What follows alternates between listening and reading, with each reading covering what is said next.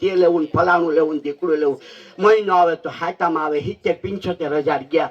અમુક બેનો માતાઓને તો આખો મહિનો હાથામાં આવે છે.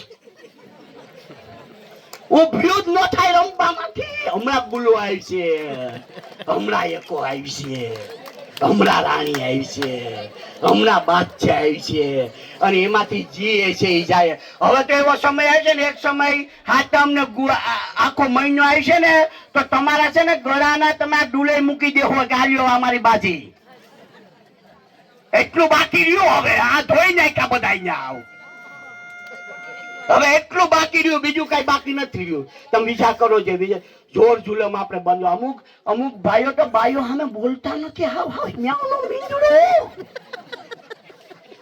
એક શબ્દ ન બોલે. આ લાજ પાલન. જો પુષ્પા 2 તમે જોયું ને, તો પુષ્પા 2 માં સ્ત્રીને ઉત્તમ બતાવી છે, અને પુષ્પા 2 એમની જીવન સંગીની છે ને, એની ઘરવાળી છે, એનાથી જ ડરે. એક એ સન્માન સાથે તમે જો, સ્ત્રી પણ કેટલું ધ્યાન રાખે છે. તમે જોવો એનું એ પિક્ચર તમે જોયું તો જોજો, એ કેટલું ધ્યાન રાખે. સ્ત્રી પણ પુરુષને એટલું ધ્યાન રાખે.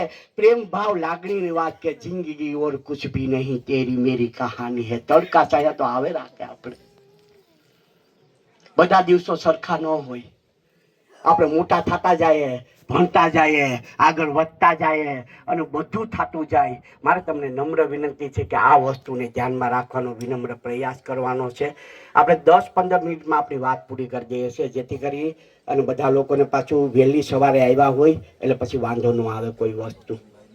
આ વસ્તુ આરો નો આવે વસ્તુ. એટલે પૂર્ણાનુમોદન સંસ્કારનો પહેલો હેતુ છે મા બાપની સેવા કરવી. એ બીજો હેતુ છે એજ્યુકેશન, અને ત્રીજો હેતુ છે વ્યસન ન કરવા. એ મારે 3 કડવી વાત કરવી છે. કોઈ પણ જગ્યાએ જાઉં ને હું કડવું કહું, બધી જગ્યાએ વિચાર કરું. પેલી કડવી વાત એ છે કે દીકરા દીકરીના પ્રસંગમાં આપણે સોનાની માંગણી બંધ કરી દઈએ. મંગળપરી સંસ્કાર થાય ને દેવાનું. જો હું એમાં મંગળપરી સંસ્કારમાં પાવન પ્રતિજ્ઞામાં કે હું મારી જીવન સંગીનીને કપડા, અલંકાર, પૈસાથી ખુશ રાખીશ. માંગવાનું નહીં. તમે પુગાઈ લાવો. સમજાતો હું વસ્તુ? તમે ધારા ધોરણે બેહીને તમે નક્કી કરો કે ભાઈ 10 તોલા જોઈનું જોઈએ, તો તોલામાં અહીંયા તોલા આવી ગયા. 1 તોલાના 80,000.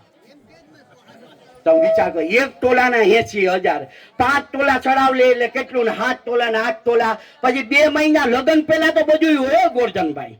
જોવા જાય ને એટલે કે દીકરાને તો એક જુનાગઢ ઘર છે, એક ઘર કોડીનારમાં છે, હમણાં બીજી ગાડી લીધી, એક 4 વ્હીલર તો હજી પડી એમની એમ ધૂળ ખાય. બધું છે. અને તમે કઈ મુંજાતા નહીં. બધું હવ સારું થઈ જાય, હવ સારું થઈ જાય. તમે મુંજાતા નહીં. લગ્ન થઈ જાય પછી જુનાગઢનું ઘર ન હોય ને, કોડીનારનું ઘર ન હોય ને, તમે જે 7-8 તોલા ને 10-10 તોલાની માંગણી કરી ને, 1 તોલા ન હોય, વેચાઈ ગયું હોય. બિચારા ભેગું આમ હાંધા મેળ જ ન થતો હોય, કરે હું વેચી નાખે હોયનું. બીજી કડવી વાત એ છે કે આપણે દિવંગત થાય એની પાછળ મિષ્ટાન બંધ કરી દઈએ. તમને યોગ્ય લાગે તો આ વસ્તુને તમારા મગજમાં ફિટ કરવાની. યોગ્ય લાગે તો તર પિતર કરજો, મારું માની નહીં લેવાનું. તમે સૂત્રાપાડાના કોઈ પણ તાલુકામાં જાઓ ને, ગામમાં, તો અહીંયા દાળ ને રોટલા બનાવે, અને રોટલા ઘર દીઠ લેતા આવે. તમને યોગ્ય લાગે કે આ સત્ય. જો કોઈ દિવંગત થઈ ગયું હોય, એ બધા ઘર હેરખા ન હોય.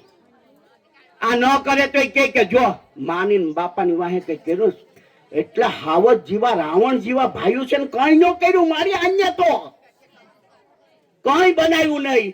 મારે તમને નમ્ર વિનંતી છે કે રૂપિયા વાળા હોય કે ગરીબ હોય, એક જ ધારો નક્કી કરી નાખો કે દાળ ને રોટલા. નમ્ર વિનંતી, નમ્ર અનુરોધ. જેના ઘરમાં છે ને હાવ કાંઈ નહીં હોય ને, તો બિચારે 1 લાખ રૂપિયા હોય જાય, એનો કારણ વગરનો હોય કાંઈ નહીં. ત્રીજી કડવી વાત, અને તમને બહુ કડવી લાગશે, છૂટાછેડામાં પૈસાની માંગણી બંધ કરી દઈએ. 5 લાખ, હવે 2-3 લાખનો જમાનો ગયો. 5 લાખ, 10 લાખ, 15 લાખ, 20 લાખ, 25 લાખ, 30 લાખ. 1.5 મહિના પહેલા અમદાવાદ ગોરધનભાઈ હું ગયો તો, અને એ કરોડપતિ પાર્ટીથી 2 કરોડ રૂપિયા માંગ્યા છૂટાછેડા કરવાના. કર્ણાવતી ક્લબ નો 80 લાખનો જે ફ્લેટ છે એ આપી દો. કે તમને હું ઘટે તો હું એના માટે લગ્ન કર્યા? એના માટે લગ્ન? ઓલો બિચારો કે હારી બાઈ લાવી, હારી પડી રહે એમને એમ. વિચાર કરો છે. હા, ન બનતું હોય, નમ્ર વિનંતી છે કે કોઈ રીતે ભેગું જ ન થાય એમ હોય. હું છૂટાછેડામાં ક્યાંય જાતો નથી, મને બોલાવવો પણ નહીં. ભેગું કરવામાં ગમે તે બોલાવજો આવે તો તમારે એમ કહો ભાઈ તમે તમારું લઈ જાઓ ને અમને અમારું લઈ જાઓ, આપણે રાજી ખુશીથી ભેગા જમીન નોખા થઈ જાય. બરોબર? બીજું થાય એના કરતા તમે રસ્તો કાઢી લો એ સારું, કે બહુ અઘરું હોય. આ તો છૂટાછેડાના મુખ્ય કારણ શું કઈ ખબર? શાકમાં મીઠું વધારે નખાઈ ગયું. એ કઈ કારણ છે? એ કઈ કારણ છે? ભાભીનો ડ્રેસ પહેરવાનો હતો તો દેરાણીનો ડ્રેસ પહેરાઈ ગયો. એ કઈ કારણ છે? આ દવાખાને લઈ જવાનો તો ઓલા દવાખાને લઈ જવાનું. એ કઈ કારણ છે? વિચાર કરો છે. આમ માવતરમાં તો કાંઈ ન હોય અને અહીં તો જાજમ બિસાવવાની વાતો થતી હોય. એટલે મારે તમને નમ્ર વિનંતી, લાગશે કડવું પણ તમારા દિલમાં, તમારા હૃદયમાં ઉતારવાની વિનમ્ર પ્રયાસ કરવાનો છે. હવે હું માન્ય ગોરધનભાઈને વિનંતી કરીશ કે શબ્દોથી ભાવાંજલિ અર્પિત કરે. ગોરધનભાઈ પ્લીઝ આવો.